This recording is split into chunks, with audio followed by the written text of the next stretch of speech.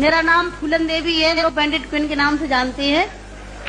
और हमें पता नहीं था कि इतना संघर्ष करने के बाद हम जिंदा रहेंगे और आज आप सबके बीच में भी पहुंचेंगे, इतना मान सम्मान भी हम पाएंगे, ये हमने कभी नहीं सोचा था।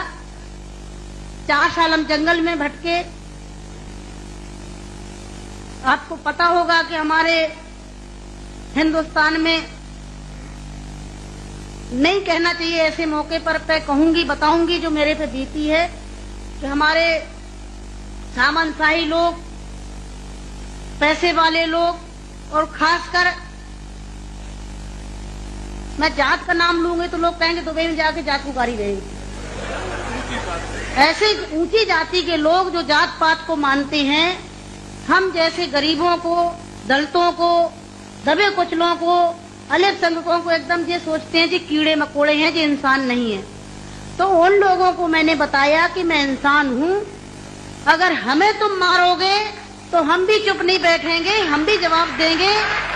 और इसलिए मैंने कई दफे सोचा कि मैं आत्महत्या कर लूं, मर जाऊं, पर मैंने सोचा कि मरती तो हजारों लड़कियां रोज हैं।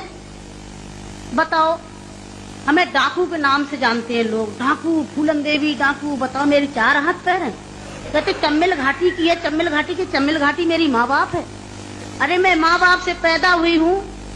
मेरा कसूर यही है कि मैं झोपड़ी में पैदा हुई, गरीब परिवार में पैदा हुई, दबी कुचली समाज में पैदा हुई, तो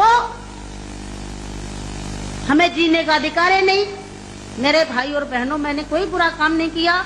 मैं तो वहाँ भी मंच में बोलती हूँ, अब्बू भाई के साथ में तो कई सभाएं हुई हैं, बहुत बड़ी बड़ी सभाएं हुई हैं, कि मैंने कोई बुरा नहीं किया है। आपने सुना होगा, सुना था, आप तो वहीं के सब रहने वाले हैं, कुछ हमारे भाई हैं यहाँ के, है कि एक सीता के कारण इतने बड़े जो रावण का आज तक पुतला फूंकते हैं, उसका यही कसूर था कि खाली एक औरत को उठा ले गया तो आज तक पुतला फूंकते हैं। मैंने क्या बुरा किया? मेरे साथ भी ऐसे रावणों ने अत्याचार किया, मैंने उन रावणों को जवाब दिया। फूलन देवी को डाकू है, डाकू है।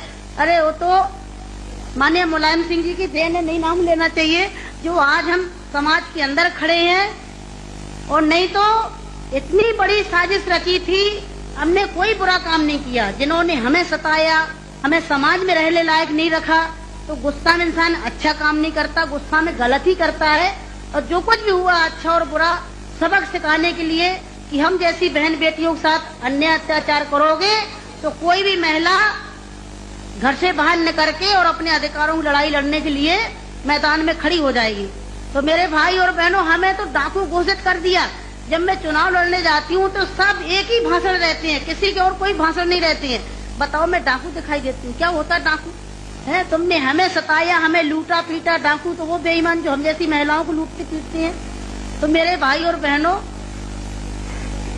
4 साल में जंगल में भटकी, 11 साल में जेल में रही, और जेल में भी हमें पागलों के साथ रखा गया था। अच्छी जगह नहीं रखा गया, जहीं पागल महिला थी, पागल महिलाओं में रखा गया था। 11 साल तक हमें जेल में रखने के बाद कोर्ट में पेश नहीं करा गया। और जब जेल से छोड़े गए तो बहुत बड़ा हमारे हिंदुस्तान में तूफान आया। इतनी बड़ी डाकू को छोड़ दिया गया, बहुत बड़ा अन्याय हुआ। बस आप सबका प्यार था, आशीर्वाद था,